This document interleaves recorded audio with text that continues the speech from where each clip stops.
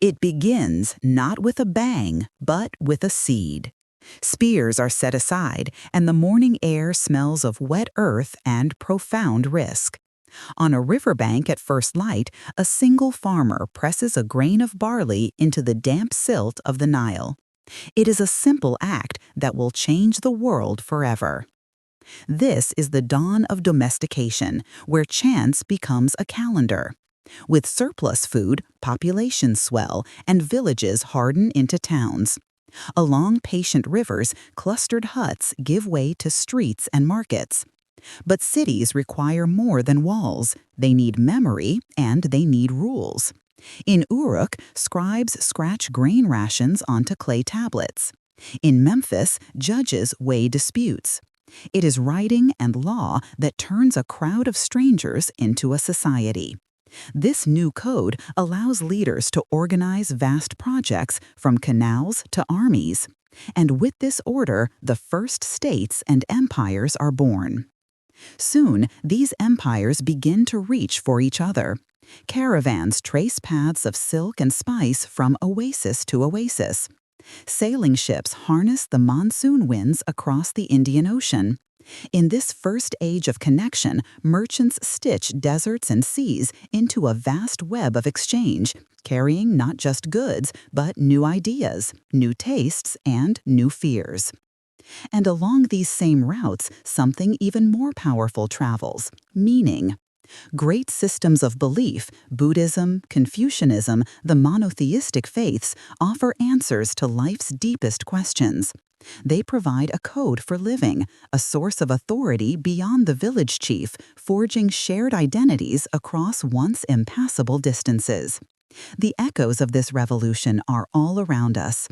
Our world still runs on surplus and rules, our lives still woven together by distant supply chains. And the questions first posed by ancient philosophers still frame our modern debates. Then the world changes again. The web of connection, once woven with silk, is now stitched with salt spray. On the creaking deck of a ship at dawn, the horizon is no longer a limit, but a destination.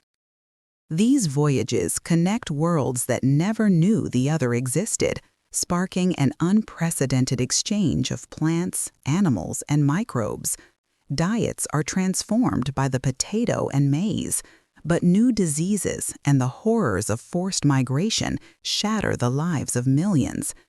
It is an age where curiosity meets capital, an age of discovery and of conquest.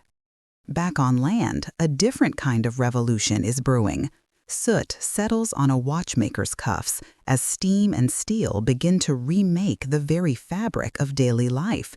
The engine transforms work, wealth, and the landscape itself. As new industrial empires surge, powerful new questions arise.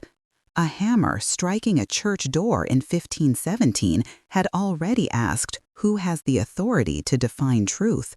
Now, ordinary people begin to ask, who gets to decide the rules of profit and power? The world becomes more interconnected, but also more fragile. This fragility erupts in the 20th century. From 1914 to 1945, the interdependence of nations fuels two devastating world wars. In their aftermath, old empires crumble and new nations are born. The Cold War divides the globe, yet in its shadow, science accelerates at a breathtaking pace. Today, we live inside a hyper-connected network our ancestors could never have imagined. News, money, and viruses cross the globe in an instant. The consequences of a warming climate link a fire on one continent to the air we breathe on another. From the code of our own DNA to the logic of artificial intelligence, the choices we make in a single room can now echo across the entire planet. This is the world we have inherited, a fragile, intricate web stretched taut. The question is no longer how it was built, but whether it will hold.